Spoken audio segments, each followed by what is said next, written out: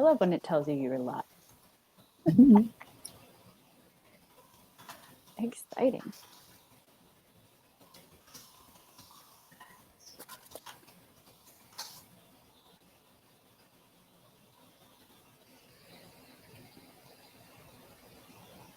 All right. Welcome, everybody. Settle on in. As we're just going to wait a couple of minutes, just let everybody get settled in here before we get going. Let us know where in Ontario. Hello, Alyssa from Ottawa. I won't lie, the first time that Carmen and I were discussing setting this guys up for you, the first thing that went through my head was the old commercials that used to say, in Ontario, the place to grow. The tune went right through my head. So welcome. Happy Wednesday afternoon. I almost said Thursday for any of you who join our regular webinars on Thursday. This is a nice little treat here. If you've never joined us, welcome for the first time. It's a pleasure to have everybody. Just a minute or two. We'll get started here as you settle in. Hello, Denise from Toronto. We got North York, Stouffville. North York I saw again. London. I know, isn't this exciting? We're moving into phase 2 and it's almost the weekend. I agree, Irene. I agree in every aspect. This week has just been, I don't know if it's just me, but leading up to a long weekend, or at least having July 1 off, I find the week prior to whatever the holiday is always the longest week of my life. So hello, Newmarket, Mississauga, Bowmanville. Lori from Bowmanville, you're really close to the hometown. I'm from Cobourg, middle of nowhere. No, I'm joking. It's not so much the middle of nowhere anymore. As a kid, it was the middle of nowhere, but we're happy you're reopening on July 2. Very exciting. All right. Let's get rocking and rolling, everybody. If you're just joining us once again for the first time, welcome to the Hi Mama Helps webinar. If you're joining us and have been participating in any of our webinars that we've been having on Thursdays, please come back. We're happy to have you back as well. So for any of you who don't know, I'm Ria. I am one of the ECE specialists here at Hi Mama headquarters in Toronto. And on chat is the lovely Carmen. Hi, everyone. Glad to have Carmen here. Please, any questions? This is your lady. She's the one on the chat. She'll help us out, hopefully guide a little bit of conversation as well throughout webinar, so please don't be shy to say hello to Carmen as well, and she'll be in and out as we go through the webinar today. Awesome, excited to have you guys. So let's jump in. As always, like I said, if you've been on any of our other webinars, this is not personal legal advice. This, sadly, I shouldn't say sadly, this is not the face of legal advice. At the end of the day, we're hoping to help inspire you guys, help bring to some light to potential questions that you may have. I definitely can say we're probably going to have questions today that I do not have the answer for, sadly. But that's just what happens for everything. We're all learning this together. It's going to be a wild ride, I think, at the end of the day, but a learning experience nonetheless. So what we're looking at. Welcome, Ontario, to these brand new guidelines, procedures, everything that we're going to be doing over the next coming couple of weeks. I know it may not have been the opening guidance we would have wished for, but at the end of the day, it's, don't rush back if you're not ready to rush back. I know it was kind of caught off guard. I was even caught off guard just by watching the announcement when Doug Ford said that we could reopen and start getting everything flowing. But at the end of the day, we're going to talk a little bit more about those guidelines, dive into a couple of pieces that we've learned from customers all over North America, okay? Connecting with that community again, your parent community, your staff community, talk about those first days back, and just hopefully shed light on a couple of things that may be having questions. So like I said, if you have any questions, pop them in the box as we go along. Carmen will do her best to either get us an answer. I'll do my best to get you guys an answer. At the end of the day, if we don't, we will definitely look towards the answers. So let's start a little bit more in with those policies and procedures. And of course, the big one is the big ratios came out. Also, every GIF in here I will laugh at. Carmen did this on purpose, and I have to keep a straight face, guys. At the end of the day, we're looking at a max of 10, and that includes includes your teachers. Of course, this is also if your room is licensed for less than 10, you're going to be looking at that smaller ratio as well in that class. If you have multiple locations, I know that we were looking at, not moving your staff around. If you do have multiple locations, just kind of keeping them in one area, one location, one classroom at the end of the day. So as well, we're going to be talking about those health and safety protocols, procedures, protocols. This is a big one. Realistically, when you are looking at reentering, whether you're a director, whether you're a teacher, a head teacher, if you are doing anything, ideally you want to start putting into writing a couple of key things. And it's how to report an illness. We know that after reading the guidelines myself, I know that you have to file on as a serious occurrence. You want to drop off in a pickup procedure for sure. We'll dive into a little bit more detail about that. There's been some really interesting follow-ups from that one across the states and a couple out west. You're going to be wanting to look at creating a health screening procedure. And this is where your local health unit is really going to tie in to a lot of it. And I know that every region will be a little bit different, but ideally you want to look at incorporating those procedures from them. Obviously make sure you're following what you need to be following through like licensing and those guidelines. But use of masks and PPE, I think that as well is actually going to come through on the health unit side.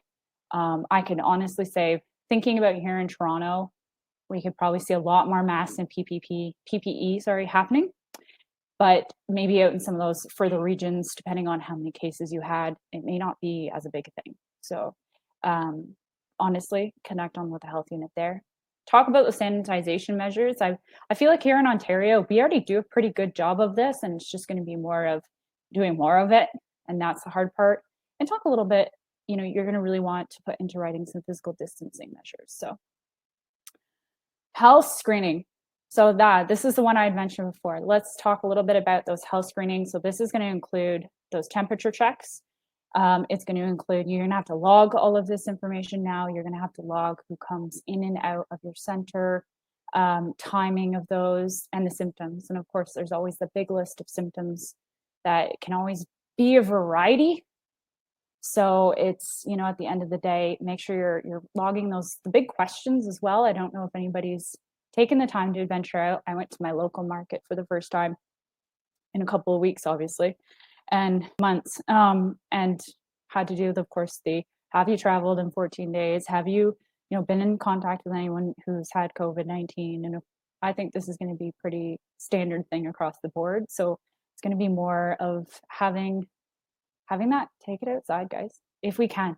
I know not a lot of centers can do this, but ideally you want to take as much as you can outside so that your staff, whether they be teachers, floaters, staff, whoever they are, directors who are stepping in, you just want to make sure that your parents and yourself are safe and the children are safe, because at the end of the day, a lot of this will revolve around safety and security, while still being able to provide a awesome program for the kiddos. So look at taking it outside, just limiting that crowd control, a lot of staggering of pickup and drop-offs. Honestly, I would say at the end of the day, you probably want to just maybe create a time slot for parents to drop off their kiddos and get going on that one. So jumping a little bit more forward here, I'm keeping it together, Carmen, with the Giphies. She did a great job. She told me those the other day. So cleaning, you want to up the cleaning. We're going to be looking at more cleaning.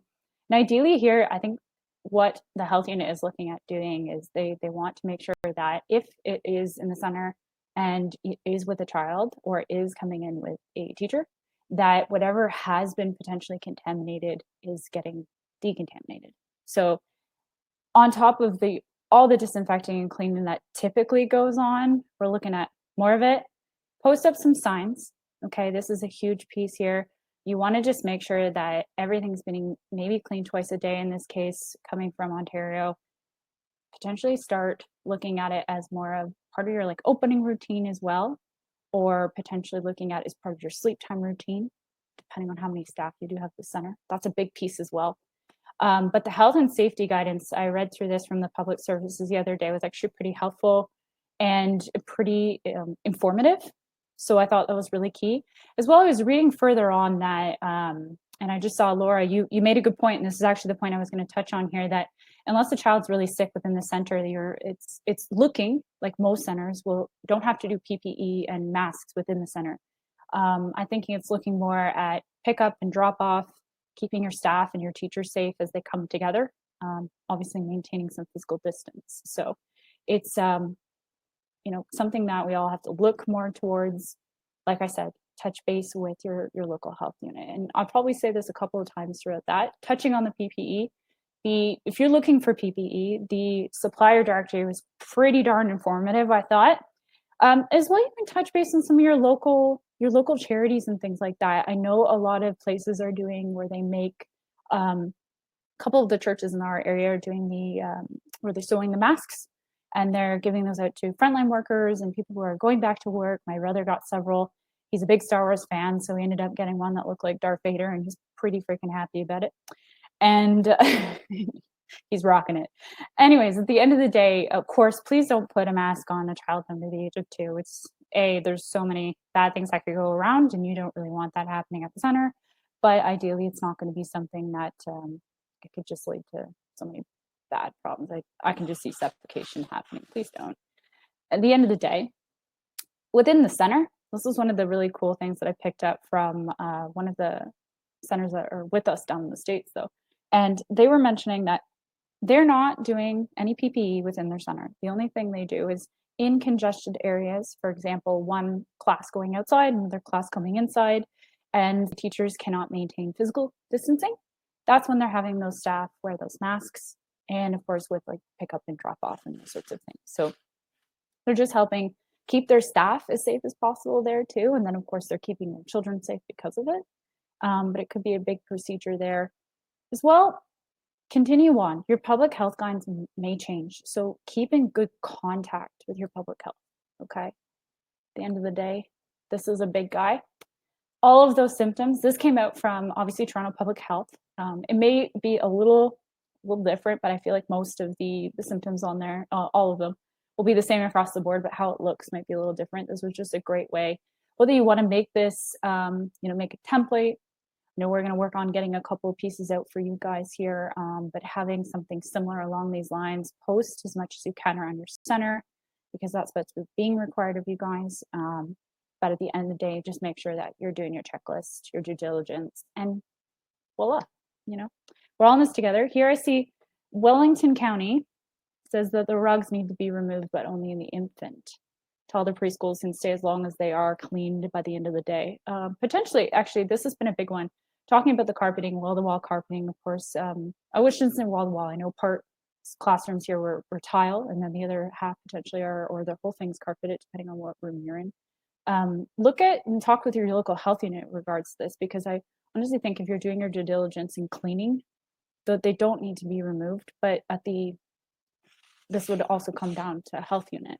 They have to be removed. Look at potentially what's out there for a grant in any regards to having to change anything. Like, do your best to find out where you can get a little bit of subsidy for that in that long term.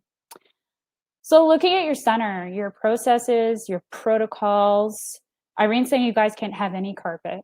So, and that may be maybe region to region as well, Irene, totally can be something that you can and cannot have. I think looking at those younger children may not be something that you have to get rid of, but like I said, this is where I feel like we'll have a bit of inconsistency across the regions, because health units decide to do things just that little bit differently. So on the side of policies, you want to create one if you're going to have a sudden closure. So what's going to happen with your tuition? This is maybe a little bit more director pointed here. Your enrollment, what's going to happen along those lines, have it in writing. So this way, if you do have a parent, who's curious, you don't want to be making it up on the fly, honestly. You want to look at potentially going online with your billing. I personally think this is a lifesaver for any director, anybody in taking checks, cash, things like that. I know you can still take cash and things like that. Here in Toronto, they're still encouraging it. Not in every place though. But ideally, you want to look to potentially having something online so parents can pay invoices online. It's just a little faster too. But being able to just not have to worry about a parent coming into a potentially small place where you may be feeling comfortable because the room is small. Create a plan out for a temporary shutdown. Ideally, if you're looking at a temporary shutdown, you could be looking at 2 weeks. We've heard and seen a variety of things when it comes to temporary shutdown. I think part of this has to do with being able to trace, which I'll dump into in a couple minutes here. So the big question, I love this, Gibby. Anyways, the big question, somebody has some symptoms. So we all know children are going to get sick. May not be with COVID. They're going to get sick. They haven't been in a center for a couple of months now. It's kind of that inevitable go back to school. And by the end of September, everybody's gotten something. That's what's probably going to happen. We all know this. This is nothing new. Breathe, breathe, breathe, breathe. What's next? So look at, this would come from creating your policy and your procedure plan. And I highly recommend just doing a run through with this with a child, just so you know what it's like, and just have a volunteer parent be able to do this with you. But need those kiddos, if they are seeing symptoms, whether it's one or two or many, they need to be isolated with a staff, obviously, well ventilated room. If you have a small area, maybe even outside, weather permitting, of course. But have a call with mom and dad, of course, or parent or guardian, whoever it is in this case, and obviously have them come pick them up. And then everything in the world needs to be cleaned. This is why there's been a lot of encouragement around removing those things that can't be cleaned. It's unfortunate. I was a huge fan of all the stuffies, blankets, pillows, things you could think of that was soft. And we need to be able to make sure if you can clean it. I honestly think if you can launder it, it's probably fine to have.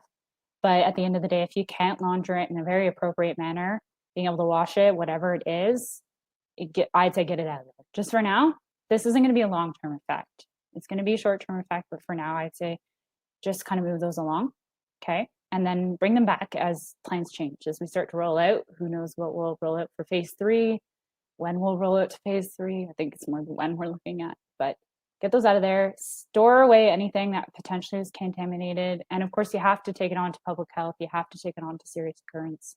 And just make sure you have all your documentation, because I'm sure they're going to be looking at tracing. Now, whether that's a staff or a child, they're going to be looking at where and when and how and why, okay? So just make sure you got it documented. At the end of the day, that's the biggest part there. Looking a little bit further into connecting with your staff, your parents, the community, they're a big part of any childcare center anywhere, personally. And I think that this is a big piece right now for a lot of centers. This Giphy is my workplace. It's not actually my workplace, but this is how I feel when I'm on Zoom calls. Communicate, communicate, communicate, communicate everything. With that said, you only need to communicate the new things. You don't need to overwhelm yourself. You don't need to overwhelm your staff. You don't need to overwhelm your parents. Ideally, those children are super excited to be getting back. Parents, of course, are going to be nervous. Teachers are going to be nervous. So take some time to better understand your families. If you're not ready to open, I personally say do your homework, get a better idea of what's happening, better understand what your families are feeling. So let's say whether they want to come back right now, they want to come back in September, they don't ever want to come back, get a better idea of that. And as well with your staff, how comfortable they feel. What can you do to ease their comfort? How would they feel about, working remotely, continuing to work remotely, whatever it is that's going on. Have that frank conversation with your staff, but as well, of course, we're empathetic. That's just part of educators' lifestyles, I feel like, and continue to just build that empathy with your staff, especially as they re-enter too. So use your tech, everybody. Honestly, this is the time. If you're not using any tech right now, because obviously when it comes down to documenting the child's days, documenting what's happening, you want to get on board with some tech. It's going to save you a bit of money in the long run too, because you won't be doing paper. But those moments that are happening within the classroom, so whether you're sending pictures or videos, parents will still be able to get those. And that's usually the quality that comes from your program. You're looking to share those amazing moments with parents. And I think once they start seeing those things again, it will just bring some anxiety down. So get creative there on what you think. Continuing to communicate. Lakeview pandemic policy and procedures. Karina, I hope I'm saying that right. You guys have some good stuff going on inside. I'd love to see that. Love to see what's going on in there. And I would love to know a little bit more about that doc. Okay, you're having some trouble. That's okay. Continue on the communication side. You want to communicate, obviously, those new drop-off pickups. You want to give parents an idea of what screening looks like. Ask parents if they're willing to contribute anything. I know one of the big things all over right now is actually laying your hands on some cleaning supplies. So if you maybe don't have a good connection potentially with a cleaner of some kind, ask parents. They might even know where to hook you up. Let's be real there. So ideally here, you can do a couple of really cool things. Don't be shy to ask parents what's happening, but you want to give them a better idea. So whether you actually do a video, whether you take some pictures, whether you just put it in a nice little template document for yourself and send it on out to your families. The cool part about all of these things is that it will also help ease some teacher anxiety because they'll get a better idea of what it's going to look like. And they're also going to be able to give the kiddos a better idea of what it's going to look like because the children are hugely important, all of us. And we're looking at getting them back into their lifestyle as well. So let's talk a little bit more about your team. There's a couple of really cool pieces that we've gotten from a couple of our really cool people in the States and as well a couple of centers here across in BC and things like that. So obviously bring your staff together. I would say, have a staff meeting in the parking lot. Do something fun, make it a theme, bring them together, keep some distance as well, but make sure that they have a chance to actually just catch up, get to find out how they've been. We know some people are, and many people right now are feeling very nervous, very anxious, very concerned. So at the end of the day, just make sure to bring your staff together and let them hash out just what's gone on the last couple of months before diving into the nitty gritty. Okay, so enjoy that, enjoy the company. You want to include your staff when you guys are bringing everything together because they're the ones who are really running the procedures. They're going to be the ones actually taking what's on paper, putting it to life. And I'm sure many directors, though, as well, will be very hands-on. I don't think this is going to be a small crew, but make sure everyone's feeling okay with the changes. Run some practice sessions. Do some things before you get going.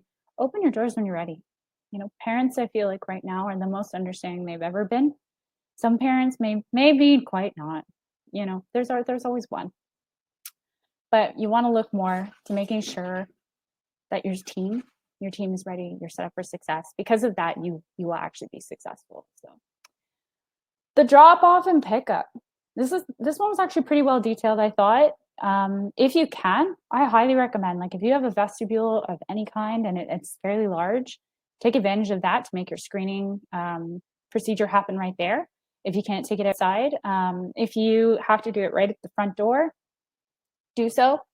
Like I'd mentioned before, looking at staggering those drop-off times. We don't want to see the Costco lineup probably at the front door of your daycare. It's probably not cool. It might happen though. It might, maybe not for Costco, but limit parents. Parents shouldn't be really going in right now, which is the very unfortunate part, but also the very understandable part. Parents going into the center, seeing what's happening within the center, seeing what's happening in their child's classroom, pictures, postings, things like that. That's what comes to life within the center. And right now, bringing parents in, you're just sadly, it can potentially bring in something you don't want. So this is when I would say, whether you want to make a parent board that you can hang up outside, maybe take down at the end of the day so it doesn't run off or pictures or things don't get blown off. Maybe you can work around that. Okay. I would recommend if you guys aren't doing social distancing at the door, if you're not doing any sort of barrier, then the PPE possibly should happen at that point. Those kiddos, I had one kiddo in my class who used to bring a specific item every day. So it wasn't specific, it was specific to him. And he always wanted to have an item to bring, and he would show me, and he was fantastic, and he'd always leave it in his cubby. That was his deal with his mom. And at this point right now, try to limit those things as much as possible. You just don't want to bring in anything that could potentially be holding the germ. And just keeping that minimal. Anything you can wash too, right? So that's a huge piece there. Let's jump into some of that physical distancing. This is the big question. And I think it's been well said at this point. This will be me the moment I probably return to our physical office space coming in the door. But ideally, it's going to be a tough one with the children. It's not really something I think is going to go over very easily, but they're all said and done. I definitely think there can be some things that go about with this. So having lesser children, that's part of that physical distancing. Remember that the goal here is that you still want to have the awesome environment that you have at your center. You don't want to take away from all of that, but what you need to just think more about is potentially creating some more self-assertion, play will be happening. So just encouraging some individual play. But at the same time, I say within that cohort, let them play, let them be real, let them live. It's what's important, as well as being able to take it outside, potentially do as much as you can out in your yard, if you have a yard, or just going to a park, uncrowded park, I would recommend. So I'm looking at Michelle. Is anyone considering changing their toddler rooms into an older classroom? Michelle, probably. I know a couple of centers that I've spoken with, they've totally opted to not open their infant room, just for safety reasons, especially because they take on very, very young. In their case, they take them 6 weeks. I would say yes, potentially, but on the same side as well, you're not really mixing. You're not looking to mix. You're keeping your cohort. And the idea around that too is to make sure that you aren't mixing those classes if you have to do tracing. And that's really, really the environment piece there. So we talked a little bit about this, and I know really it's coming down to as well, a lot of this is coming, can you use any of your sensory stuff? A lot of centers have completely eliminated that. One of the questions that I'm still looking for an answer for that was actually came out of last week's webinar was about outdoor sandboxes. And if anybody's actually come up with that answer, I'd love to see it come through in the chat, please. Can a large room be divided by barriers? That would be something. Look with your local health unit there, Nazine. I'm not 100% on that one. It depends on your floor space, right? And it will also depend on how big that class is, what you're licensed for. So onto the play materials, especially your outdoor equipment. You guys we have to limit. We have to limit, sadly. I loved being able to mix with the ages outside. That was, got to see some different faces, got to see children that had graduated from my class onto the older classes, as well as getting to see a couple of those wee ones. We had split yard fence on the other side with the wee ones. And so being able to do that is, Sally, just keeping it real right now. If your yard's big enough, I believe they have said, and I can look through correction for myself after, but you can work through being able to share a yard, but you don't want to be sharing the play structure right now, if you have one, of course. But have fun, guys. Like, don't forget, there's more to this as well. Samantha, what about plastic Lego? I'd say totally, you can clean that. Drop it in a bag, wash that with soap and water, disinfect it on a totally higher level. Totally next level cleaning here. By the end of it, it will be absolutely awesome letting them play with that Lego. Just looking at a couple of things. Ottawa Public Health here said the outdoor stand is okay. Okay, Debbie, awesome. Multiple cohorts, as long as, slid down a little bit, disinfectant between cohorts. And I honestly think as long as you guys are doing this, cleaning correctly and just going through the motions, will be fine. Okay. Rebecca, are you saying you spoke with your health unit last night? Very good. Outdoor permitted sandboxes. There we go. No water play. Yes, sadly, no water play in a bin, but yes, sprinklers are okay. That's very true. Honestly, you just don't want something standing where, and especially if you've got toddlers, I'm thinking of like mouthing and things like that. That's probably where you just want to eliminate that as much as you can. It's not going to be totally 100% though. I won't lie. What about books? I'm seeing on wooden materials. I believe if you look right, you can sanitize wooden materials, but 100% I wouldn't know. That would be local health unit. I know you can wash. So, but as for how sanitization sticks to that, I think it also depends on your sanitizer. In regards to books, I believe if you got the board books, then you're probably good to go. For other books, it might be a little bit of a harder go because paper and water, as we all know, just don't go well together. So excellent. Great questions coming through, guys. Oh, I see, Denise. Board books are all they can use. Yeah. It's a bit of like you have to pick and play right now. That is for sure it. Talking a little bit more about pick and play, toddlers and infants. And this is always a big struggle. Toddler is probably the biggest age, I want to say, for socialization. Of course, it's important across the entire age range, but I feel like a lot of their skills start and are mended here at this point. So what I think the takeaway for this one when I was reading this is you just want to watch the body fluids. Realistically, if you can potentially have a daycare shirt or two, and you want to either wear that to daycare or wear yourself a different shirt, especially if you're in one of these rooms, even in other rooms, but looking more at these guys because, you know, the body fluids tend to fly with infants and toddlers. So at the end of the day, limiting that. So if you have a shirt, you gets dirty, you can potentially put on another one, especially if you've gotten, you know, the runny nose down the shirt or sadly, if it is puked up anything or anything like that, you just want to make sure that you can clean up that area, you can clean up yourself. You're not hands in it. If you are, you know, wash, sanitize, and then you're good to go. But you just want to make sure you can limit as much of those bodily fluids as possible. On the crib side, if you do decide you want to open your infant room, we'd love to hear from you and how it all goes. But ideally, of course, staggering out the cribs, and that's kind of the same on the cot side. You want to just spread those out as well as much as you can, instead of doing the foot to head sort of deal. Sharing of food, and my niece is the best at this one. Just try to eliminate that one as much as you can. Like, you don't obviously want nice two toddlers sitting beside each other, and my favorite was my niece would just reach and take and reach and take, and I realized after half my food was gone.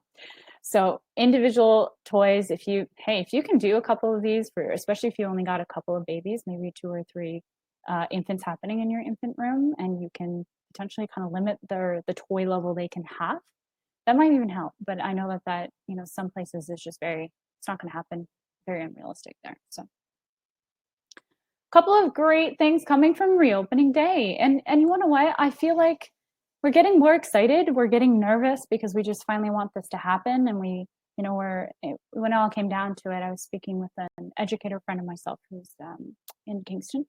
And she, you know, she just wanted a better look at what was happening.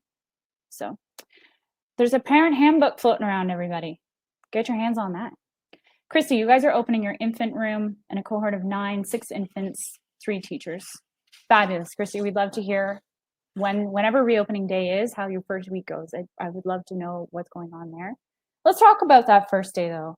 Obviously, like if you're a director, you want to arrive, maybe set up a little something for your teachers to welcome them back. It's just kind of a fun little idea that I was thinking about earlier. You know, make sure if you guys are doing the mask group, make sure everyone's wearing them wearing them correctly. You guys are ready to go, and then treat it like back to school. We've done this rodeo so many times before, whether you do run all year, whether you kind of refresh in the September, or you close up for the summer and you come back. Make it fun, because when you're at the center, you're having a great time. The children are having a great time. Yes, we have some more things in place for safety, but make sure to actually have a bit of fun with it that day, and then to express that fun to mom and dad too. Okay. I honestly say chat with your staff, whether it is at the end of the day. I know we've said here, have a debrief at the end of the day, have a debrief, maybe even at the end of the week too. Feel how they're feeling, get a good night's rest. I know that one's a little hard, especially if I can be anxious, and you know, up and down rest is what happens when you be a little anxious. But at the end of the day, I think there's a couple of key pieces here. If you're going to debrief with your staff, take what your staff are saying, take what the parents are saying, take that feedback and turn it into some practice as well. Because ideally, especially teacher side, if you guys are the ones on the ground, you find that you've written the policy this way, you're practicing it that way, but it's maybe not 100% working out. Maybe you need to tweak it. Then having that back as feedback saying, hey, I think this would work better. Let's put it into writing. Put it into writing to make sure to have it and then keep going. It's going to be a process. That is for sure. First week and beyond, honestly, we were just talking theory into practice, taking that time. This is information overload time right now. Over the last, I want to say 3 weeks, information beyond compare to take in. So if you're feeling overwhelmed, totally, I hear you. It's a lot of changes, a lot of daily changes, and a lot of changes to your day-to-day life. So take a breather, find what works for you. And one of the things I think would be very helpful is make a bit of a group, whether you want to do a director group, a teacher group within your community, to bringing together the centers within your community, find out what's working for them, find out what's working for you, maybe try some things that are working for them, see if it fits your center, see if your teachers, if it's something your teachers, it fits them, and see if it works, and put it into play, put it into practice, okay? Remember, if you're a teacher, I highly recommend speak up. Now is the time to do it more than ever. And if you're feeling insecure, if you're feeling unsafe, take that time to speak to, whether you have to go to a different teacher, whether you have to go to a director or beyond board, whoever it is, speak, because it's really important. It's very hugely important. I see here, we're talking a little bit more about the outdoor play happening here on this side. So outdoor structures, bicycles need to be cleaned after each use. On the bicycle side, I'm not 100% sure, but definitely with the play structures, for sure. So, and as well, Carmen's posted in the file section, you can access the parent handbook template. So, Nazine, do supervisors have to stay? Oh, sorry, there we go. For 11 hours. I think that would depend on when you're open for. It's a very valid question. We always used to have a supervisor who started in the morning with open, and then our other office staff would finish with the evening. But I think it's all going to depend on what your hours are realistically, and if you're looking at reducing your hours even. So some couple great questions coming out of Q&A. We're going to jump in that in a couple of minutes, but last but not least, for everybody, it seems like mission impossible. You've got this. We've all got this. Just remember that, we're all doing this for the first time. Nobody's doing this for the 50th time. This is not going to be a one-off shot. It works right away. Take some time, like I said, to figure out what actually works for you guys, and really dive into what you can have down so that everybody's safe, everybody is happy and healthy, okay? And of course, you're still providing that awesome program you were before. Eventually, this is a temporary solution, and eventually we will get back to it. We all hope a little bit sooner rather than later as we reopen into phase 2 in Toronto. Thank you. It's the above for that one. Couple of Q&A from Carmen here. I'm also keeping my eye on the chat as well, but let's have a couple questions. Sarah, does anyone have a wall-to-wall carpet that cannot be removed, and what's your plan to clean them? Ooh, Sarah, this is a good question. That's a good question. Anybody in the chat want to welcome up that answer? I definitely have a thought in my mind, but anybody running into the same sort of situation where they're having that wall-to-wall carpet is not removable, what have you guys been doing for that one? Personally thinking about it, probably looking at a deep clean every night, if you possibly can. So whether you're doing the vacuum with the wash shop vac, that guy there. But anybody else, does anybody want to offer up a couple of tips on that one there? We're doing something a little different. Usually we have Q&A because we have a guest, but we wanted to make sure to have everything on right there. Chris, let's see there. Carmen's posted a couple of questions. Yeah, let's chat a little bit more about them there. There's some great things happening. I would say that would be that one there. Alrighty, Chris, how many people are working shifts in a 10-hour day? Yeah, that's a big question as well. If the opening hours, so what your hours are looking like for your staff, how are you guys planning that one out? Oh, Sarah, she's renting a steam cleaner. Ta-da! That's where I was going, Sarah. Thank you very much. It's been one of those days. Let me sure.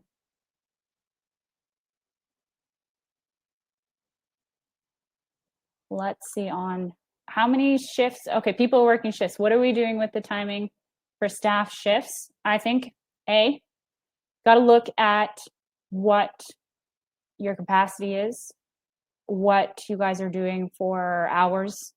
So if you potentially are looking at reduced working hours, which I know many centers have done, then ideally you would want to make sure the same staff who potentially cover breaks are coming in to do so every day, as well as you want to look at whether you need to replace that staff at the end of the night. So if you have two, just make sure Aaliyah's doing 8:30 to 4:30. You're only open. There you go. I guess you do need to make sure that your staff are getting the appropriate breaks, working breaks throughout that time. But ideally, you want to. I'd say it starts with your hours, folks, on how long your teachers can work. So,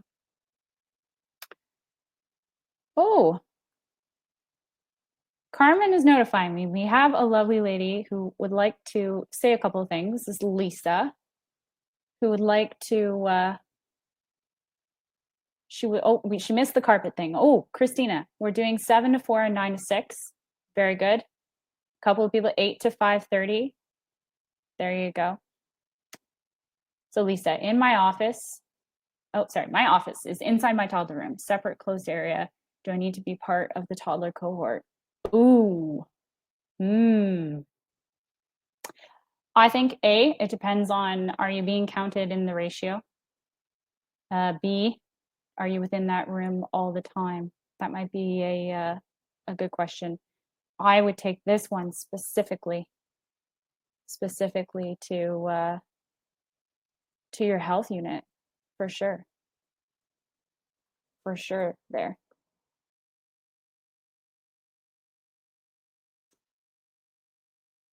Let's just bring out. Here we go. Some great questions, everybody. Good question here. Still, is the boss still here? Required breaks outside of the room. Yeah, this one's a hard one. Do they have to stay in the rooms on your breaks? That, I would say, at the end of the day, you're probably looking more towards having are you counting ratio, health unit wise? I think it really comes down to when your breaks are set up as well. If not, I would say let the same break staff do the same breaks every day. Do your best to just not switch it up. Or if you're going to have to switch it up, potentially,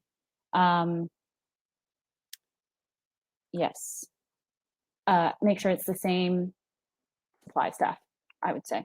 Okay. Lots of great questions here, guys. We're seeing here. Oh, Carmen's sending me a message just to make sure we can get through. We have Lisa's requesting to speak, and I just want to make sure I can do so. And Lisa, did we answer your last questions there? She wanted to know how's a supervisor be supervised if they can't be in the classroom? How does the supervisor be a supervisor? Oh, I see, if they can't be in the classroom. That's a great question. Does anybody actually have an answer for that one? I would love to hear. Brenda, you're at my office. We were talking about this one. I think chat with your locals. I would say locals for any of that, okay? Because ideally, I think if you're not within the ratio for that class, potentially not. But if you are within their physical space, it could be a yes. So I think it's going to come down there. All right. Want to look at Sarah here. You have children with consistently runny noses. Centers have already opened. How is everyone dealing with that? This is one of my big things. I think about the masks, actually. And I think about how, if children are wearing masks, then how does that work? But ideally here, if you have a consistent runny nose, obviously make sure there's no underlying health condition. Mom and dad. Sarah's saying here, supervisors should wear PPE, move around. And I think the hard part about that is then talking a little bit more about the PPE with that regard, having to change gloves if they touch anything. There could be an issue around taking that PPE off if you go into a different room. But that, once again, could come down to your local health unit. Amanda, oh, I think this is great, guys, here. Supervisor, you're doing visual check-ins, through the window at the door and helping with the cleaning by putting a cart outside their room for the dirty toys. And and you're doing the run to the dishwasher, etc. there. Amanda, excellent. These are, by the way, everybody, these are fantastic tips. I feel like we're all learning quite a little bit. Christina, Wellington County says because of COVID, the children are so uncertain to treat everything as if it's COVID. Yeah, I would say, if going back to the runny nose, do so right now. And then when you potentially have a doctor's note of some kind or whatever it may be, just treat it like it's COVID for it to come back not being COVID, because we know that children are going to get sick from so many other things. So couple of other great questions here. Let's see here. Holly, you're running a nursery school. Fantastic. Part-time program only. That's what my niece is doing. So you're looking to find out if you can do a Monday, Wednesday class cohort. Okay. Can they share a classroom space with a Tuesday, Thursday cohort? Ooh, good question. Space would be thoroughly cleaned at the end of each day. I honestly think if the same cohort group coming in and out, Monday, Wednesday, same cohort group, different group, but Tuesday, Thursday, if you're doing all the proper cleaning procedures, and maybe if somebody else wants to dive in on the chat here with that, I would say yes. I wouldn't see why not. Obviously check with your licensing, obviously check with your health unit, but if you're doing the proper cleaning procedures, I can't see why it wouldn't be happening. Sally, what are other centers doing about the tuition in case of a temporary shutdown? This is a big one. I'm sorry that the funding we all wanted and still want, and I hope you're still advocating for that, guy, but it's not there, sadly. That's a big one. That's a big one that I've been thinking about over the last coming weeks. Payroll, cleaning supplies, obviously, like really watch your budget and take care of what's happening within your center and where you need to be putting the spending. But I would love to hear more, whether you want to send us an email or if you want to send us in like a private message, whatever it is. I'd love to know a little bit more about how you're working around the funding. If anybody wants to pipe in the chat too, as well, about the funding. So it's a really huge piece. And working with your tuition, I believe, if I did read correctly, but it could be outdated right now, is that we're not allowed to charge parents if you do have to shut down. But that could have been changed over the last coming weeks. So Kathy, will supply teachers be allowed in centers to cover staff illnesses and holidays? Kathy, I believe so. I think what it is that you have to make sure they're the same supply teachers and that they are covering the same group. So it's definitely something that you want to make sure about. Obviously, double check with your local unit, but I believe so. So it's definitely something that's coming up. Fantastic questions coming so far, guys. We have a couple of other great questions here. Michelle, is anyone considering changing? We talked about this one, sorry. Looking at a couple more, my apologies there. Brenda, we were talking about your toddler room. Michelle was saying she's in the same boat as you. That's it's a hard one there. That is for sure. It's definitely a hard one. So what if a staff is up 6? Very good point. A supervisor could cover. It's definitely a good question. Like I said, the center I used to work at, we used to have a supply list of about 4 or 5 people, and those were our regular supply staff. Obviously, when everyone's being screened coming in, everybody's looking towards that. So, this has always been another topic that's been coming up quite often. Should children's blankets be taken home with them every night and brought back the next day? And also, should they be stacked on top of each other or no? Very good question. Very, very good question. Some centers are still, they're laundering. So I believe in the past, it was once a week we would do laundry. I think maybe looking at doing laundry just that one extra time ago. If you can wash and sanitize your cots, I don't see why you can't stack them. It's definitely a question there for your local unit, depending on maybe how many you are stacking could be a possibility, and how many you're sanitizing. So Everybody. Oh, here we go. Valerie, we have our own set of blankets on site. So, and oh, they're quick to dry. Hey, and they're fleece, everybody. They're quick to dry, apparently. So, Katie's saying, I was told you can stack cots as long as they're sanitized. That's where I was kind of thinking as well, Katie. Very, very good. Holly, you, fantastic, everybody. Been informed by the health department in York region that blankets can be sent every day to be cleaned. This is where I'm actually thinking it's going to be a regional thing. It's, I think here in Toronto, we might be looking at more regulations potentially than versus if you're further out, big city wise, just because of the case wise here, versus potentially being further outside the GTA. But Michelle's saying washing bed cots, sheets every day. It probably wouldn't be something bad to do every day. I would say if you can, if parents like to take their stuff home, then request that it be washed every night as a precaution. It's not a bad thing. Barbara, hint, gray IKEA blankets, $3 from IKEA. Oh, and they can be cut in half. Barbara's smart. I like it. Would you assign a child to their own chair for the day? I think you potentially could with those older kiddos. It's a great way to incorporate some language and literacy with like name recognition, things like that. Your younger kiddos, I can see that being a bit of a harder go. A great way though to introduce that, especially if they're looking at their name. Maybe if it depends on what you're trying to do with that. But if you have chairs that can be washed and sanitized, it's totally up to you, I would say. Awesome questions coming through, guys. I'm really, I'm learning a lot. I hope everybody else is learning a lot. This has been really good. I wanted to leave a bit of time here on the open Q&A. This is why we've been spending as much time as we have. I wanted to make sure to really be able to continue to ask questions that are very open for you. I wanted to ask, well, what about parents who are not returning yet? They're not comfortable bringing their kiddos back. Is anybody still continuing to do distance learning? Type into the chat. I'd love to know if you're still considering that. And if everybody's bringing their full staff back, if you're looking at potentially using your staff to, those staff who are not returning to continue distance learning, or are you seeing so far parents wanting to return ASAP? I know some parents probably do. I'm sure they do. So very excellent questions. So anybody on the distance learning?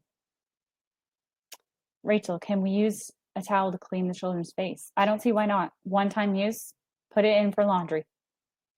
As long as it's clean, I'm sure it shouldn't be an issue. Once again, just make sure local health. So our parents are returning in the fall. I'm so sorry if I say your name. I'm going to say your name very wrong. So I just don't want to, no offense on that side, but your parents are returning in the fall. So I assume you guys are not looking to reopen to the fall. Hey, you want to what? Work through it. See what happens over the summer. So you're going to continue to provide learning, remote learning and webinars. Phenomenal.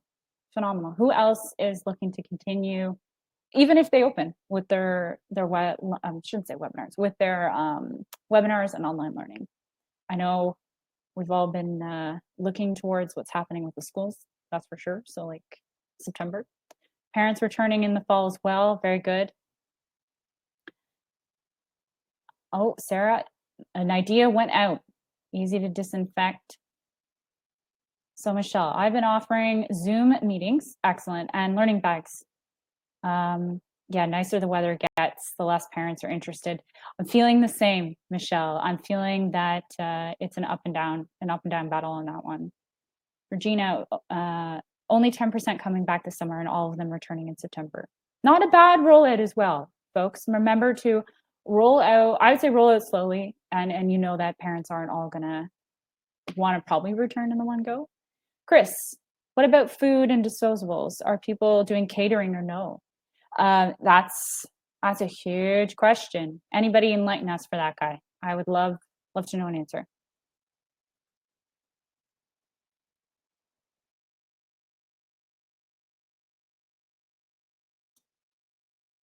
All right. So the food one here, and then we're going to start rolling the ball here to wrap up. I like to be cautious of everybody's time. You know, this has been absolutely phenomenal.